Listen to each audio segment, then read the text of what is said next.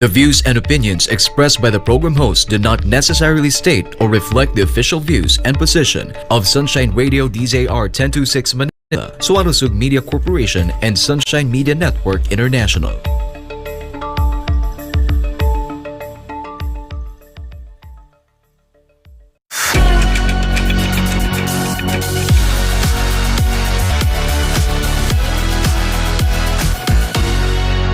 Welcome to SMNI. You're watching Business and Politics. I'm your host, Dante Klink. Tonight, we invited Jose Maria Joy Concepcion III to talk about entrepreneurship and opportunities in ASEAN for micro, small, and medium enterprises, or MSMEs. ASEAN, as you know, is the Association of Southeast Asian Nations, a bloc of countries that includes the Philippines. Mr. Concepcion was chairman of the ASEAN Business Advisory Council, or BAC, when the Philippines chaired that regional grouping in 2017. Since then, he has continued linking Filipinos with fellow entrepreneurs across Southeast Asia. That work has been an extension of his advocacy in the Philippines, where he founded the Philippine Center for Entrepreneurship, Go Negosyo. Through that organization, Mr. Concepcion hopes to alleviate poverty in the country by promoting an entrepreneurial mindset and by leading programs that help grow small businesses. His goal is to transform the Philippines into a nation of entrepreneurs. Indeed, the value of small businesses cannot be understated. MSMEs contribute 36% to the gross value added, employ 62.4% of the labor force, and account for 99.5% of the registered companies in the Philippines. MSMEs are equally important for ASEAN. They contribute 85% to employment in Southeast Asia, 44.8% to the bloc's collective GDP, or gross domestic product, and 18% to national exports. Those figures suggest that harnessing the potential of small businesses may be the key to realizing economic aspirations not only in the Philippines but also in ASEAN. With that, we will ask Mr. Concepcion, how do we unlock the power of MSMEs so that they can contribute more to growth and development? Mr. Joy?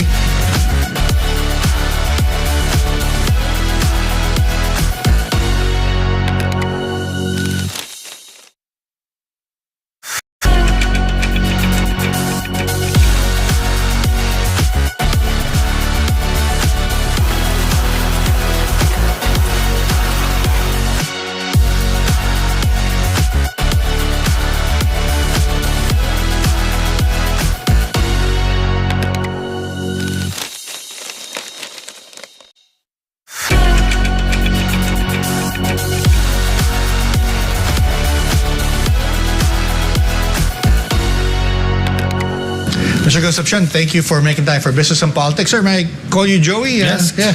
Okay. I'll call you Klink as well. Okay. Thank you for making time. Sir, a few weeks ago, you attended the ASEAN summits in Jakarta. I was surprised that there was so much attention given to MSMEs. And I suppose that's quite important to what you're doing here in the Philippines. Can you talk about what the focus is and what they're trying to do and how they're trying to link your group and the stakeholders in your group with others in the region? Well, as we know that in the 10 ASEAN countries, not everybody is doing well. I Sure. mean, Brunei, Singapore, Indonesia, Malaysia, but the rest, we're all somewhere there. No? Mm-hmm. So, and MSMEs form part of everyone's economy, including the ASEAN. And that is why the theme of ASEAN is prosperity for all. That was our theme from when we hosted it in 2017. Right. So it's very clear that ASEAN countries have to come together. And that has happened for so many years. No? But what's more important is that we really show concrete steps now on making the countries more inclusive. Okay.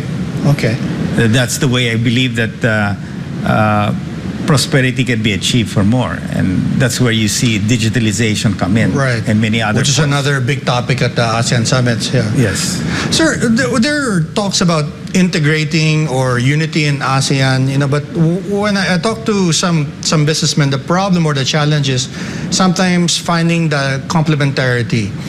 For example, in Davao, the businessmen said that the BIMP Ayaga, they were saying that Davao makes or sells the same things that Indonesia and Brunei are selling. What are we doing about that to, as you say, help each other, integrate? What are the programs that you're involved in? Well, The biggest challenge for the Philippines is agriculture. Okay. And this is why we took the first initiative. No? In 2017, normally as a chairman of the entire ASEAN, and you lead that conference, you have to have a legacy project. Right. Indonesia apparently had like 10 legacy projects, which is really not done. I mean, but they are that aggressive and that huge. Right. Our legacy project was MSME through what we call the ASEAN Mentorship for Entrepreneurship Network called AMEN. It's This a is what mentoring program. Go-Negosyo is doing. That's what Go-Negosyo. But more than that, this is now getting all countries to bring in their mentors to help their MSMEs. I see. So fortunately, the Japan government funded the AMEN program, no? And it's in every country that it's done online, and we have mentors from Brunei, of course, mentoring their own people, following a basic curriculum that was designed for that purpose. No? So they're the second funding, and we're looking forward to the third funding. That means it's working, and hopefully, like in the Philippines, we're far advanced, no? Because we're doing mentorship all over the provinces. No? So that's the vision. No? MSME development is key to ASEAN really becoming much stronger. I see. Sir, one of the things I found quite intriguing was the QR code that facilitated cross-border payments. Is that something that you're looking at? Is that something that can maybe help our MSMEs, when, in servicing, I guess, buyers or travelers from the region who are coming here in the Philippines? Is that something that will be good? What do you think? I think it will, but in general, the biggest thing to create more inclusion is digitalization. Okay. And we can really see it. I mean, Angkas, you have, Joyride and many other platforms in each country, no? Yeah. So the goal really is how do you make the ASEAN more inclusive? Right. Digitalization is the way. A payment system like an e-wallet, which we have today, GCash, Maya, etc. The respective countries have the same thing. Now, how can we interconnect these e-wallets together? No?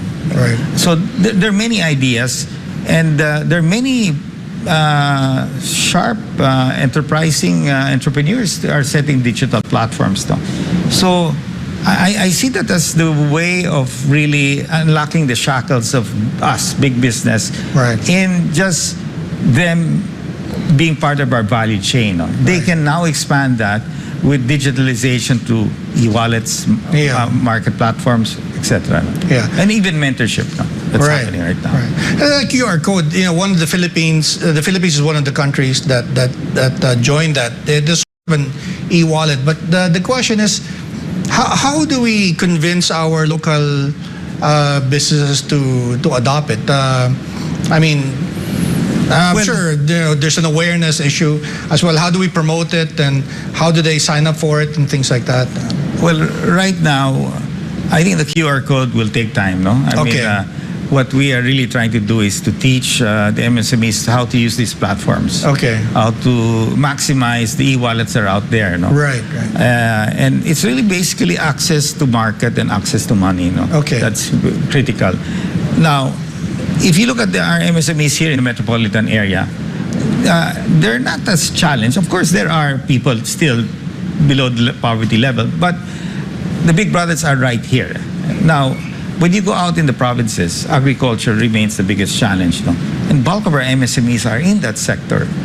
So you have that challenge. So and everybody, from the time the father, President Marcos, with the land reform, now President Marcos taking over, moving towards block farming, in other words, going for 24 hectares at the minimum, which is the recommended minimum hectareage to really have scale, no? And we have to create scale.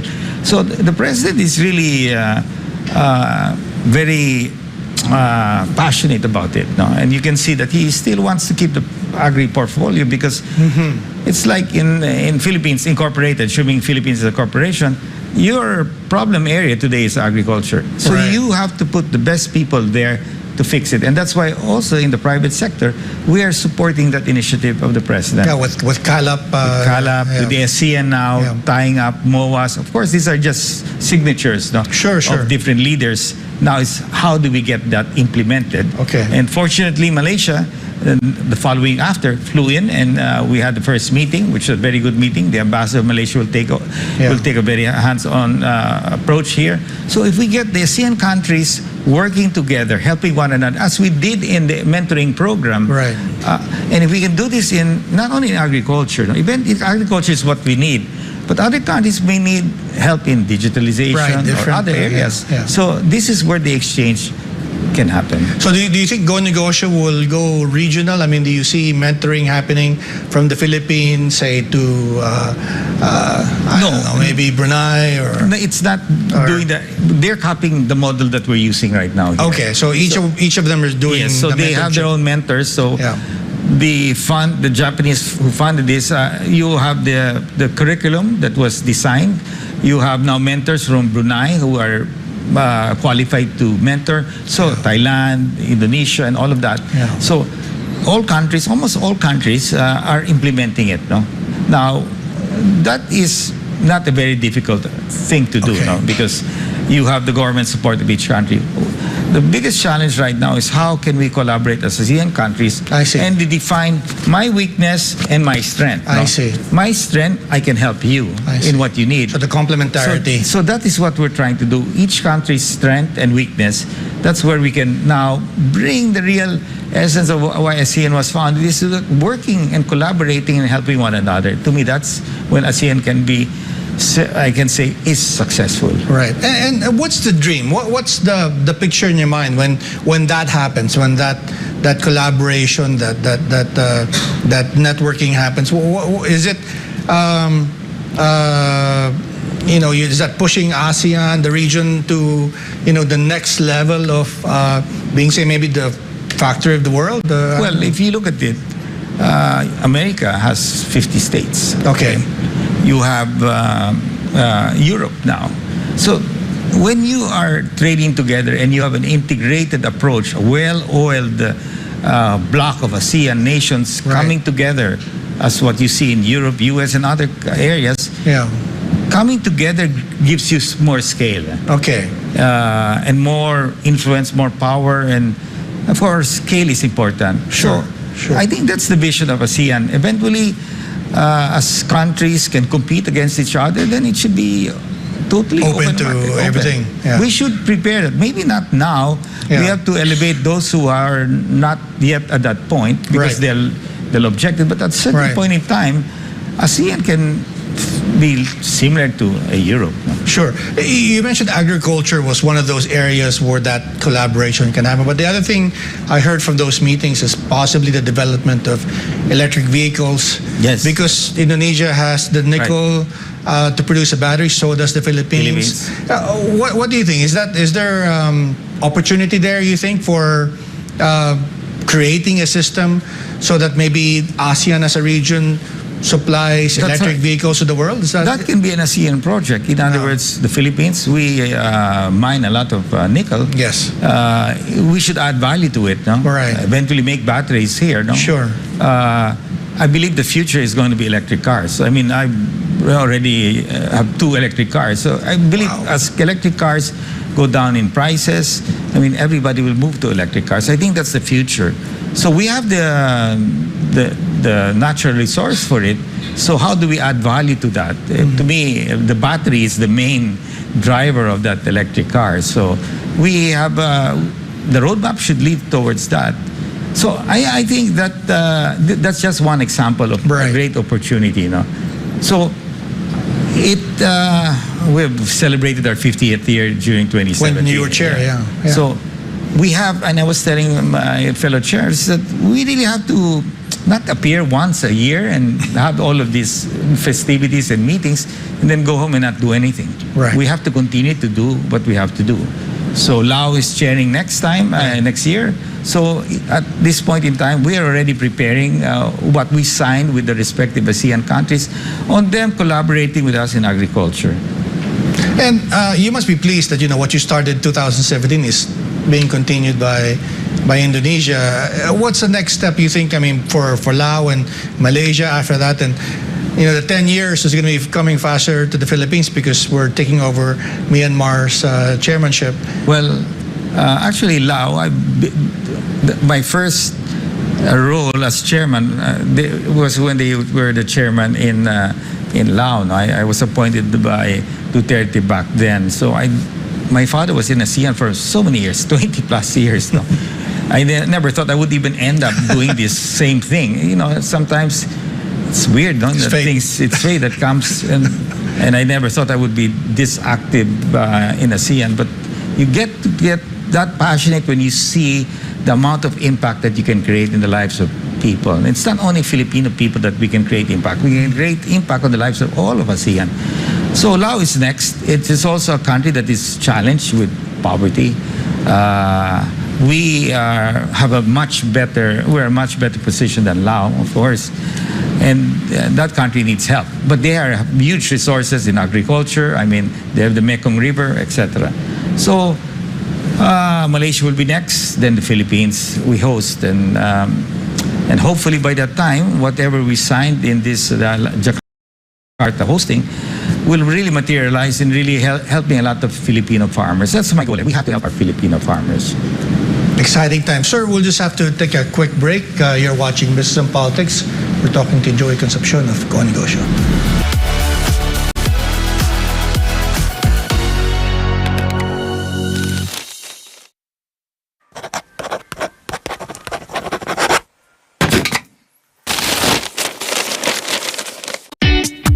Magandang umaga Luzon, Visayas, Mindanao. Maayong buntag mga kapartner. Magandang araw sa buong mundo. Magandang araw Pilipinas. Ito ang Pulso ng Bayan. Hihimayin ang mga pangunahing isyu sa ating bayan. Susuriin ang mga kinakailangang malaman ng taong bayan. Aararin ang pulso ng bawat Pilipino sa mga pangyayari sa ating lipunan. Pulso ng Bayan, alas 7 hanggang alas 9 ng umaga, tuwing Lunes hanggang Biyernes. Kasama ang spokes ng Bayan, Attorney Harry Roque, Admar Vilado at Jade Calabroso. Dito lang sa SMNI.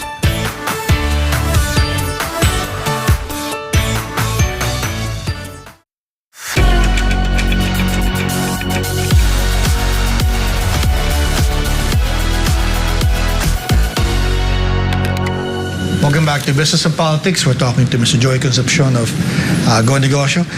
Sir, the big thing on the horizon now is artificial intelligence, with the fourth industrial revolution.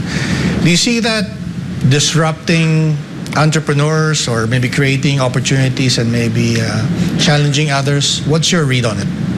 Well, AI may affect certain sectors. No? I mean, BPOs, call centers, that could be a threat. And that's why people always have to upskill themselves. No? AI is definitely, for our sari-sari stores, I think it's going to help rather than disrupt the sari-sari stores. It will take a while in fact, even for mentoring, it's going to be even easier for us to, once you have AI, then we don't need mentors to mentor them. We would just teach them. They can ask all these questions, and then there'll be a mentor there who will be telling them what to do. So for education, it's going to be fantastic. Now I don't know about the schools, whether they'll start being that will be a competitor to schools to some extent. Yeah. Well, you mentioned schools, but they're now reviewing the K-12 curriculum, and I know others like you have been pushing government to include financial literacy and knowledge that will be useful to people should they want to go into business later on. But how do you think they should adjust with the AI becoming more popular now? What's your input there? Maybe it should so that they become not only, I guess, employable, but also ready to start their own businesses, in this new era. Well, they'll have to have a skill that will shield them from the effects of AI. No? Okay. For example, being a teacher. if AI really gets close to a human being, you have a real competitor. No? So what can that person do? She has to maybe rethink, okay, maybe now I have to look at a skill that AI will not be able to affect that job or that negosyo. No? So there are. And I don't think everything can be done with AI. No? Okay.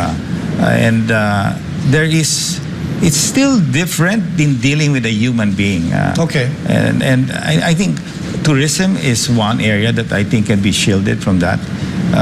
And that's where we have to excel because we have so much potential. To me, Secretary Frasco is doing a good job, but there is still so much opportunity. If you compare the Philippines to Bali, for what quality Bali has, or Right. the beaches versus us. So we have to look at areas whereby it will be somehow shielded from AI. I'm not going to talk to an AI and think, okay, he's in Bali, so I'll feel like I'm in Bali. No, it doesn't work that way. Right. You still have to fly to this. Experiential, yeah. So we'll have to redefine where the real threats of AI will be. No. Right. I think it'll be more of a positive for many people, Yeah. actually. Does it enter your mind that that there's this rise of AI and what you're doing with the mentorship program? I mean, there are certainly going to be some skills that are going to be obsolete in the future. I mean, I remember when I was in school that many of the things we learned in journalism school I don't use today because we have computers. Right? But does that worry you or maybe make you think in another way with regard to how you do the mentoring program for entrepreneurs, or what skills you focus on more or less because of that?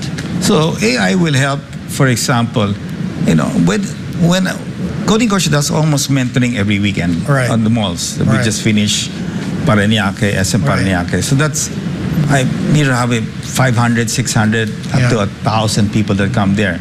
Yeah. I join the events, I sit Yeah. down, I talk to entrepreneurs, and one was a cancer victim. I mean, she's suffering from cancer, but struggling and has a Right. business, and it's doing okay. So the mere fact an AI cannot inspire a person, that's the Okay. big difference. But a human being can show that compassion. I see. So when you look at AI, you just type it, it's just straightforward. There's no compassion, unless Right. one day they make a real human being out of it. But so there are things that AI cannot do. Yeah. Well, And- let me put it another way, because when I talk to my children, my nephews, nieces, I show them things that we do at work, and they're very quick to say, "Oh, we do it another way. It's more efficient, faster. They're using technology." Do you think that you have successful entrepreneurs doing the mentoring? That's how you recruit, right? That maybe they will come across younger generations and say, "No, what made you successful may not be what they see as." What will be required of them to be successful when it's their turn? True. It depends on what business model they plan to Okay. get into. No? And there's certain business models that, to my mind, AI will not be able to control totally. No? Right. And I still believe that the human touch is so important. Okay. I mean,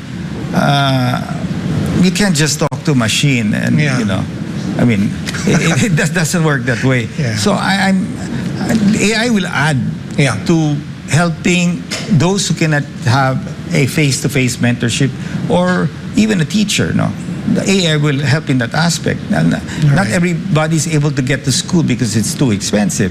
So somebody can create an academy full of AI, Yeah. and they are learning from the AI, and that is going to make education much cheaper. So there's certain sectors that will be threatened, but sectors that require the face, the touch, the all of that, to me, will be shielded from it. Yeah. Besides that human factor, do you think there are other core skills that will remain or will endure despite all of these changes happening in technology? I mean, financial literacy, for example. I mean, is there something that no matter, regardless of what happens with technology, these core skills are going to be important for developing an entrepreneurial mindset? Definitely, because my inspiration is really, you get inspiration. Okay, sometimes you can watch it from a movie. Okay, Sure. and you get inspired. But also, it's seeing somebody, an entrepreneur in front of you who's successful, telling you what to do, that's an inspiration. So my experience over the last 18 years in mentoring MSMEs, the mere fact that you're present there, I'm present there, and sitting down with them, Right. It's a big gives them deal. so much Yeah. energy. It's like, so I mean, I've mentored a father and a daughter putting a business together. You can see the impact there.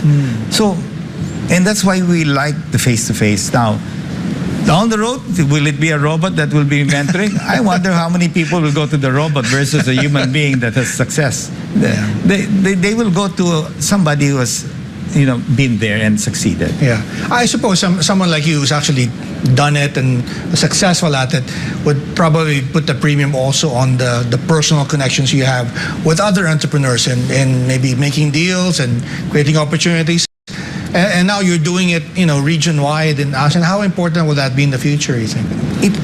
That's the only way that we cannot lose our being a human being. I mean, the moment we overdo it, then you will lose that relationship. And you can see many in ASEAN, the biggest challenge really in bringing about countries together is trust. So that can only be done through being there, being present. So in my so many years in ASEAN today, it's the friendship that you have created. And that's how things start. Businesses start, you joint venture, then that person has a person that wants to get in touch. So it's really relationship is key here. Right. So it's really outside of technology. So it's you can't do it like, for example, Zoom. We've been all used to Zoom. You can do it for a while, but after a while, you will lose that personal touch. It becomes strange when you're in a meeting and you seem to not know what to do. we cannot forget the social skills. Right. And in talking to your counterparts and harnessing these social skills, are there any particular opportunities that you see that will be ripe now for, I guess, for the taking? I mean, in terms of entrepreneurial opportunities, because you're in touch with practically everyone in Southeast Asia now, right? Yes, and that's the network we're trying to build. Yeah. So you start as part of the council. That council becomes bigger because the chambers join us. The ASEAN Business Investment Summit is one. Then it gets wider as now we are trying to forge a more closer alliance. And that starts when somebody would start to invest in one's country. Okay. That's important because we can meet every time there. But if there is no in exchange of more trade or more investments in my country and your country, then it's not working. Yeah. Either there is a relationship problem or there is a competence problem. Right. So, but to me, I think we're headed in the right direction. I mean, you can see the programs of each of ASEAN chairs is to bring ASEAN closer, working together, developing trust. And to me, trust is the most important.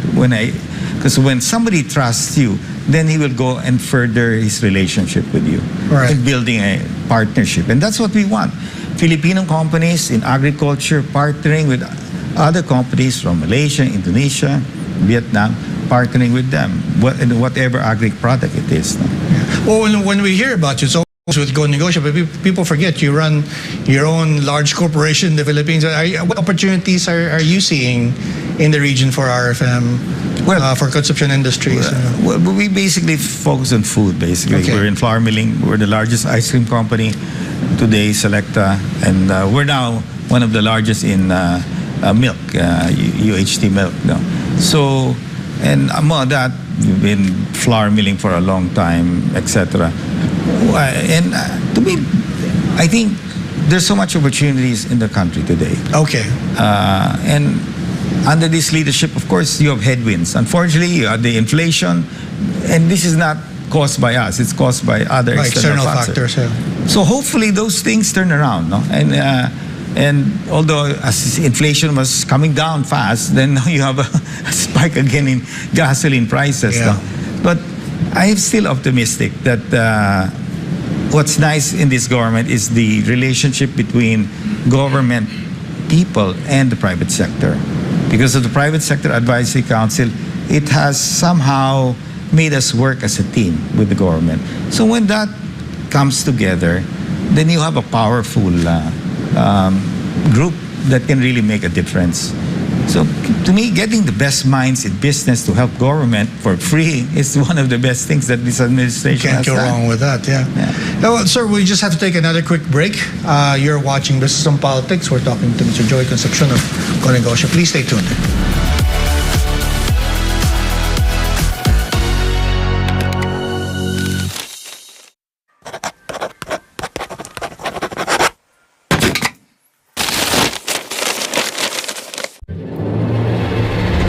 Problema nyo, itawag kay Panelo. Ikaw ba'y may suliranin na may kinalaman sa mga ahensya ng ating pamahalaan? Inihahandog ng SMNI ang programang makakapiling ninyo sa araw-araw na maaring ninyong maging daingan. Tampok ang dating Chief Legal Counsel ng nakaraang Pangulo, ang veteranong abogado na si Attorney Salvador Sal Panelo. with bishops. Tulong at payo tagapamagitan sa ating mga lingkod bayan. Problema nyo, itawag kay Panelo. Lunes hanggang Biyernes, alas 9 hanggang alas 10 ng umaga. Dito lamang sa SMNI. Ang totoong boses ng bayan.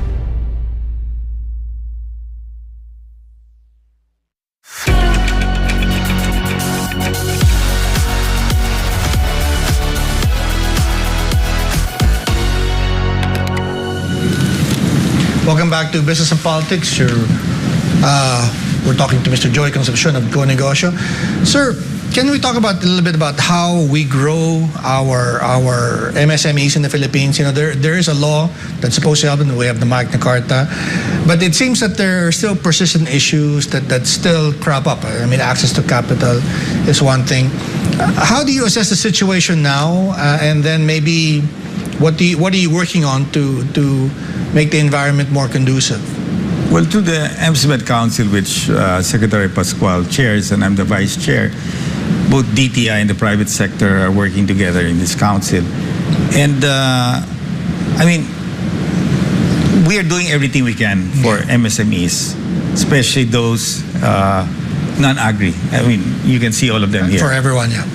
And including the nano-entrepreneurs. The nanopreneurs are these guys, or angkas, who are people signing up in a platform, but they are the owner and they are the employee. Right, That's one. right. That is growing phenomenally because of all of these platforms. So the biggest challenge really still is agriculture and how we can really get them to consolidate. No?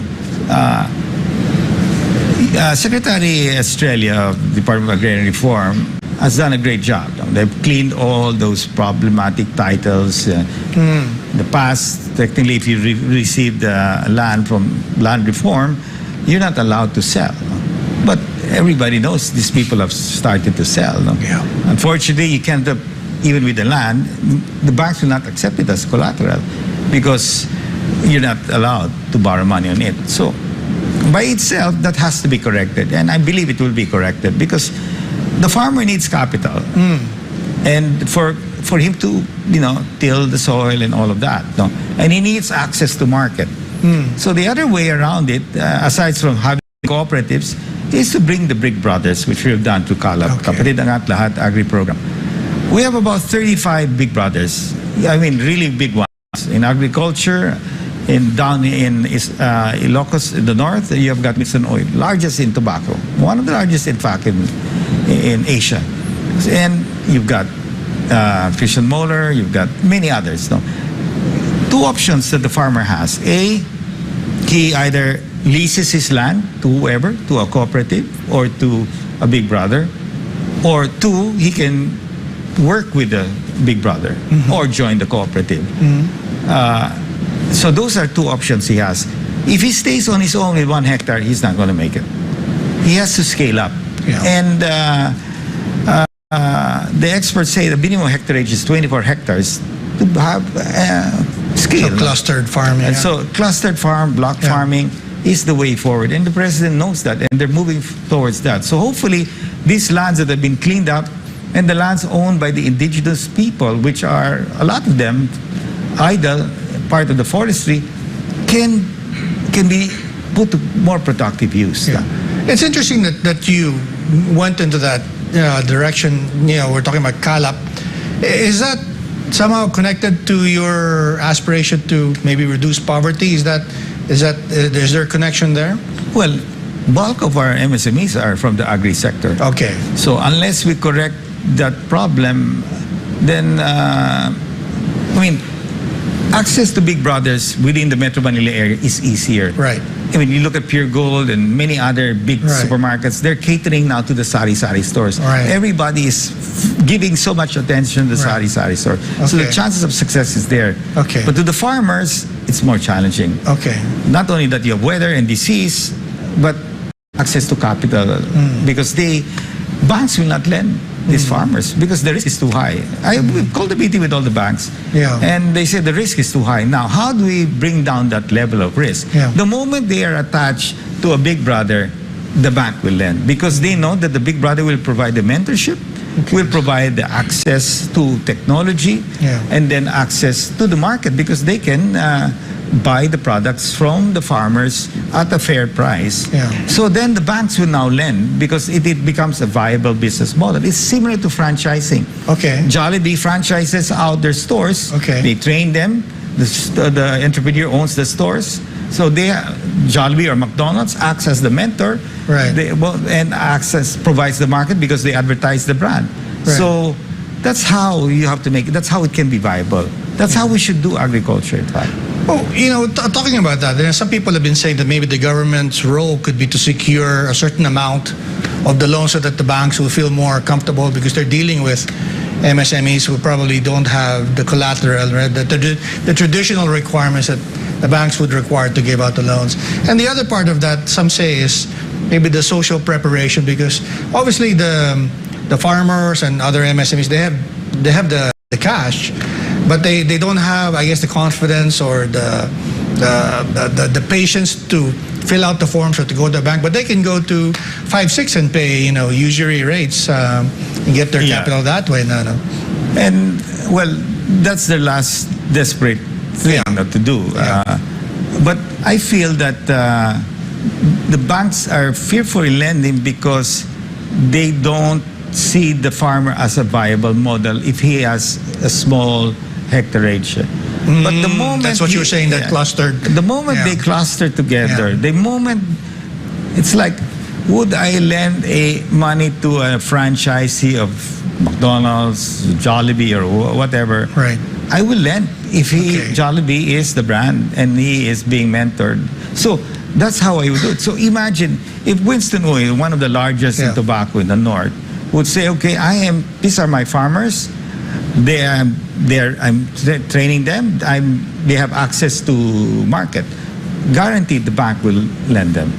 It's interesting when people talk about the Magna Carta for MSMEs, they always cite that problem with access to capital. But what's not mentioned as much is that there's a provision there that requires government from national to local to set aside 10% of their procurement budget for MSMEs, but that's not complied with either. What can be done there? Do you think that maybe just compel local government, hey, buy from a small business? I think they should be able to do it, especially if the business is into agriculture like rice. No? Yes. So, and I think some of them are doing it already. They're buying rice from the farmers, so that helps. No? The access to market helps. So it can be LGU. That's why a cooperative can also be just as good, provided that there is good leadership in the cooperatives. No? Because as we know, cooperatives, there's just too much democracy. Leadership changes. In a big brother approach, there's only one boss, the real owner. Right. And so it's more, I would say, secure for a bank to some extent. No? But cooperatives and big brothers, to me, is the way forward. Right. You've been advising presidents for many years now. You started with Mrs. Arroyo, then Rodrigo Duterte, and now President Marcos.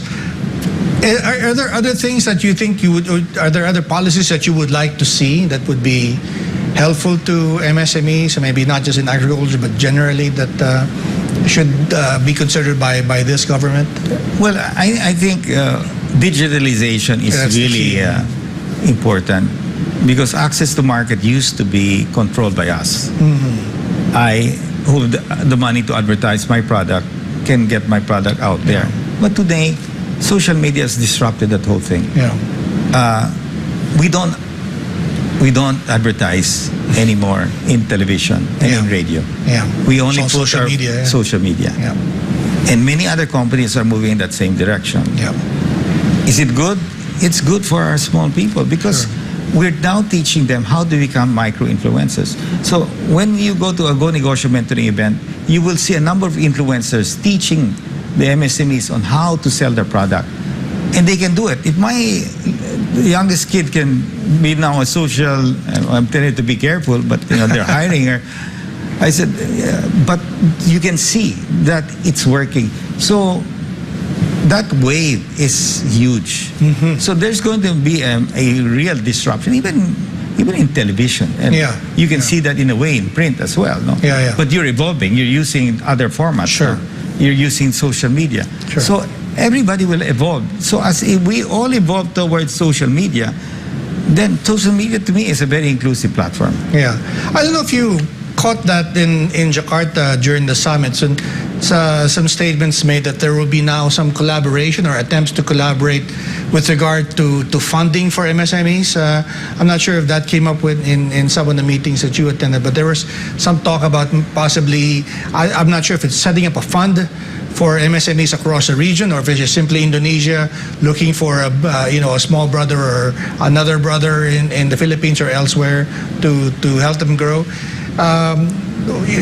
What are the developments there that you are following in terms of funding across the region? What I see more is on the digital platforms. Okay. Really, access to credit will be. There are already platforms lending money, but they have their own way of gauging if you're credit worthy or not. I see. Now, on the brick and mortar businesses, I still believe it's going to be the traditional way of lending. What they're maybe trying to say is that as we really come together, X company in the Philippines has a joint venture with another company in Malaysia or whatever, then they can be a major conglomerate. Not only present in the Philippines, but present in all other countries. And that's why I've been telling the big brothers in the Philippines, this is the opportunity of what we have done. No? You expose yourself and your business to these guys. They see the opportunity, and that's the start of you expanding beyond. And many of them are doing that.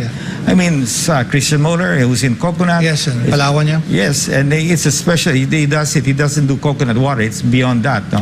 Simon Baker is expanding, so there's this opportunity. So we have a lot of really super agri-entrepreneurs are doing well, who I believe are ripe to expand here and abroad. But that's what I was asking earlier. I guess maybe in not in a clear way, but maybe do you see, for example, your mentoring program going region-wide, where maybe that can be how our entrepreneurs get to know their potential customers or suppliers in Malaysia, Thailand, maybe through that kind of activity, maybe not even just a social get to know you, but maybe like what you do, like in a formal mentoring activity. So right now it's done online basically. In the Philippines it's blended online and physical.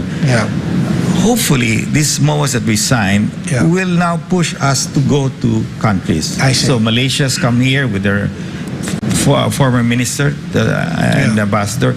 We will do the same. We will go to Thailand. We will go back to Indonesia. We will bring our big brothers who we believe has the potential. So that will start, hopefully. And I think everybody is looking for wanting to grow. I mean, and the opportunity is getting to meet people. So the business chambers, and in the case here of the ASEAN BAC Philippines, George is the chairman of the PCCI. Barcelona. So, George. So he has that network. We also know these guys. So, in other words, we need to expose our talented entrepreneurs who are successful, already successful, not the beginners, the ones that are successful, to meet other people out there. And that's how relationships are started. Created, yeah. Well, sir, we'll just have to take another quick break. You're watching Business and Politics. We're talking to Mr. Joey Concepcion of Go Negosyo. Please stay tuned.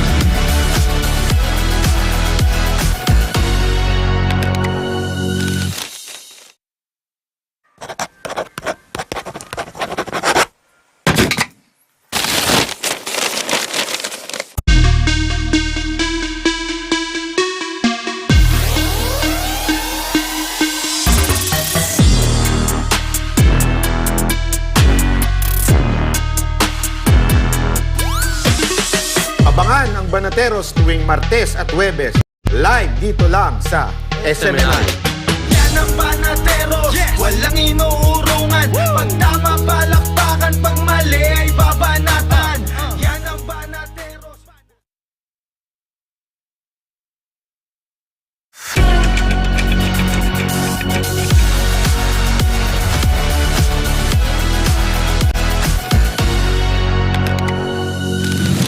Welcome back to Business and Politics. We're talking to Mr. Joey Concepcion.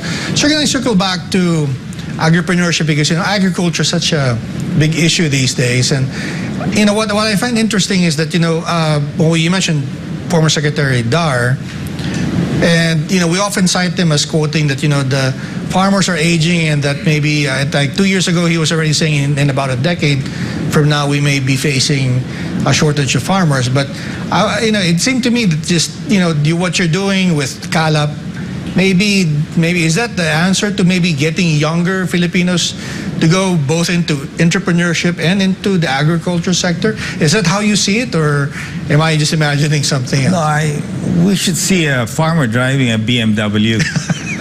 Then that's the real inspiration. In other words, if farmers can make money, more people will get into farming. But if you see a farmer in a tattered T-shirt, no slippers, how will you inspire others to go into it? And that is in the minds of people how a farmer looks today. So, and that's why I guess that's why the group is challenged to see what can we do. And to me, yes, big business, we're comfortable. But if we want to improve and reduce the level of poverty, the best way is to face it on. Big brothers in business, I mean, when I look at myself with RFM, okay, I could have just focused all my time here, but then again, we're just passing through this earth. Right. So we have to find a way how to contribute. We make good money, but we have to teach people on how to make that same wealth. We have to teach them how to create wealth for themselves. Dole-outs really don't help, and the best way to teach them is to help them either as a big brother in the sari-sari stores. Many of them are already helping. So in fairness, a lot of big corporations are trying to focus on MSMEs. But the biggest challenge is still agriculture. Well, how do you make it sexy? Because when you look at technology is very sexy, in some cases even mysterious. Agri-sector could be perceived as old school, right? But as you said, there's a lot of opportunities in it. What can be done, you think, to change the perception? Well, hopefully the big brothers are able to get these farmers who are willing to be part and grow into their value chain. It's like us. We have embraced the sari-sari stores to be part of our value chain. We give them the best deal. We give them whatever they need to improve their sales. Right. And that's why you can see it's working. They're surviving and they're doing well. And they grow up to become bigger stores. In agriculture, the same thing has to happen. The big brothers embrace those who are willing to be part of it, because you cannot force them. They can be their own farmer. But it's very clear that many of them know that 1 hectare, 2 hectares, 3 hectares is not going to work. Got it, So they have to take at least 25 hectares, and then there's some chance. So hopefully, the private sector, with the government under BBM and Secretary Estrella and all of DA, will really come together. And I think it's getting there. And to me, I put my time in. I'm not a fan of agri. It's not something that I know well. I'm more of a brand builder. Sure. But I have to try to focus in this area because this is the most challenging area of every president. Right. And what does President Marcos have to say about it? I mean, is he receptive to these ideas, or because as you said, I mean, he's interested enough in agriculture to be secretary of that department, but how does that connect with what you're trying to do to promote it and promote entrepreneurship on top of that? We're in sync with whatever. We're just now waiting. Okay, now that these lands are cleared from debt, and the titling will be fixed. Those loans. So why don't eventually they have to parcel these lands to either cooperatives that are responsible and have a good track record, and maybe the big brothers come in.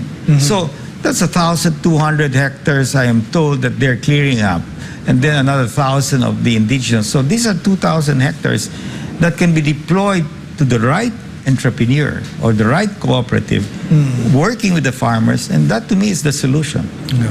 Well, that is and if that works, then agriculture will be in a different level. It can take off, right? But when we talk about agriculture, it can be so broad, right? I mean, is there any particular part of it that you think should be or would be a good starting point? I don't know, is it in coffee? People talk about, they raised the possibility of durian when we signed that RCEP, selling it to China. I mean, what excites you? Nestle is supporting the coffee farmers. Okay. You've got Winston down in the north with tobacco.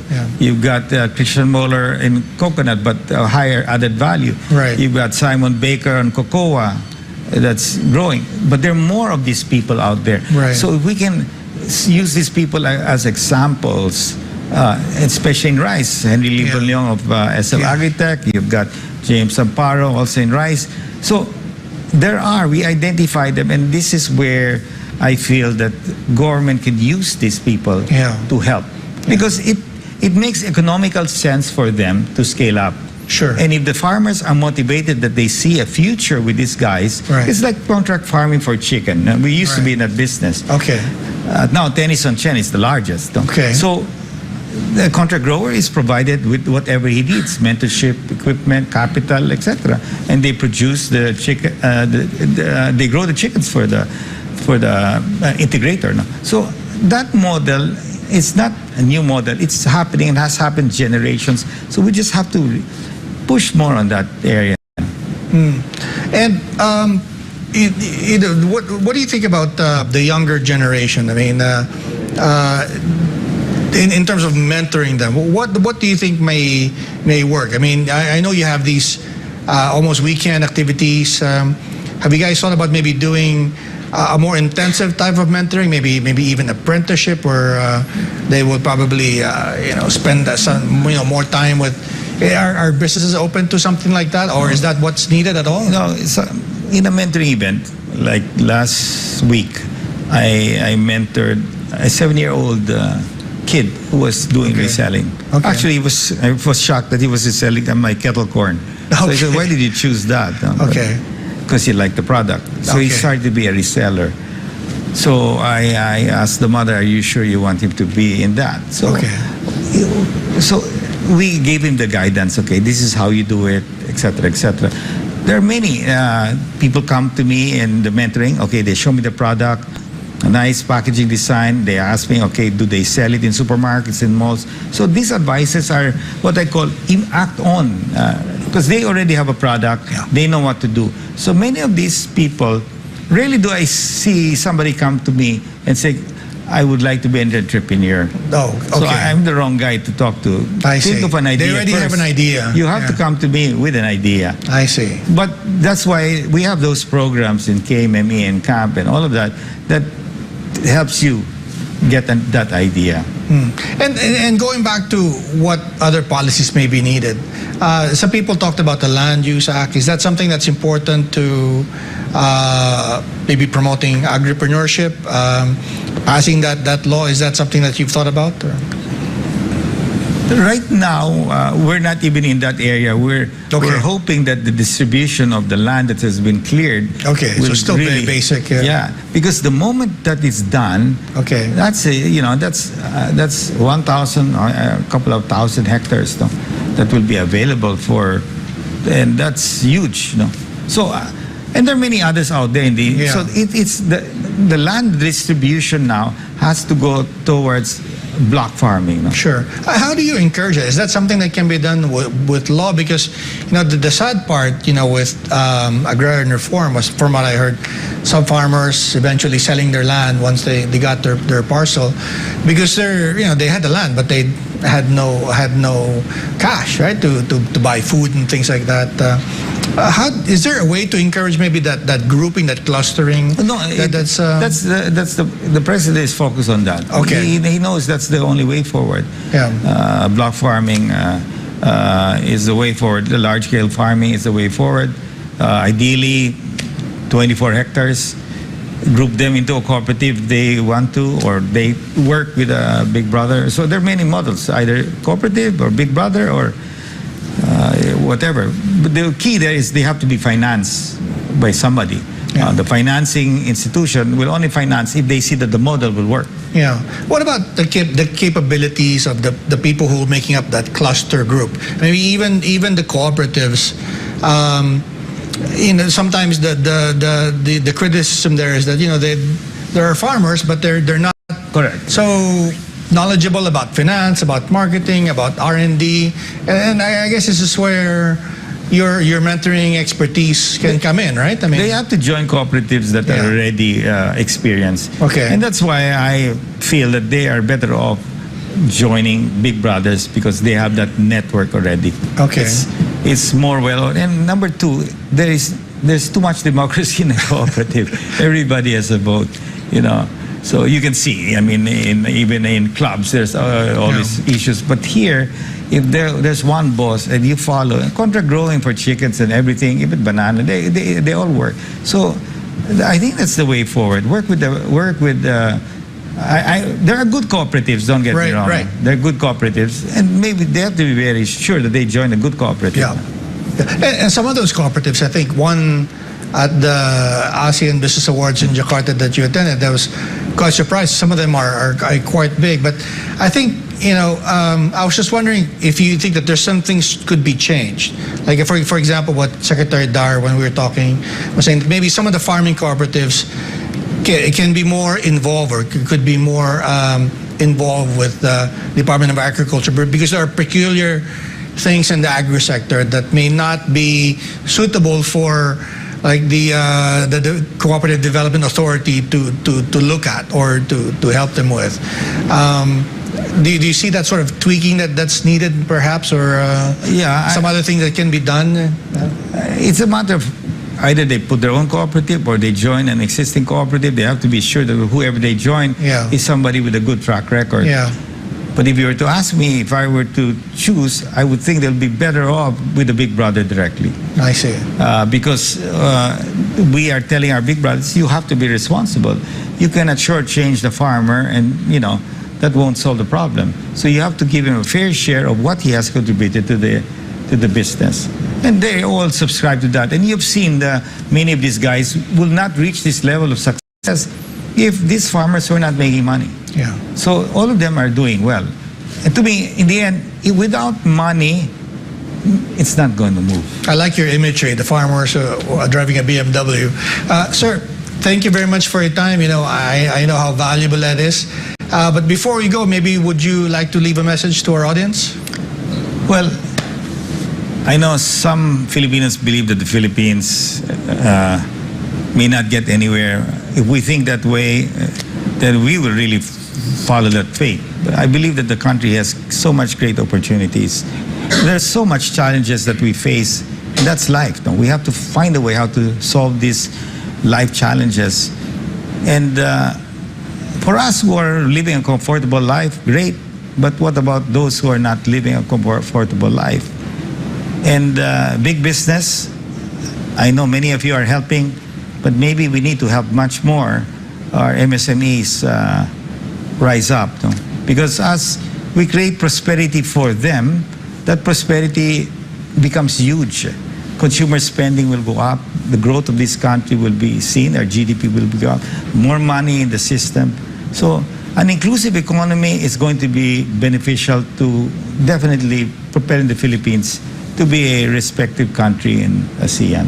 We can't be always the laggards in Asia. The Philippines has to really shine. We have got great overseas workers sacrificing themselves, working abroad, away from family, and that just to be able to find a better future for the family. I think that has to hopefully change one day. Give them, make the Philippines really their home, make them feel comfortable.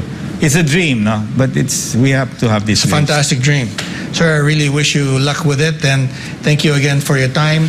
I'd like to thank our viewers watching this program, as well as those watching the replay. I'd like to thank Pastor Apollo Kibuloy for making this program possible. This has been Business and Politics. I'm Dante Klink, and I will see you next week. Sir, maraming salamat po. Thank you. Yes.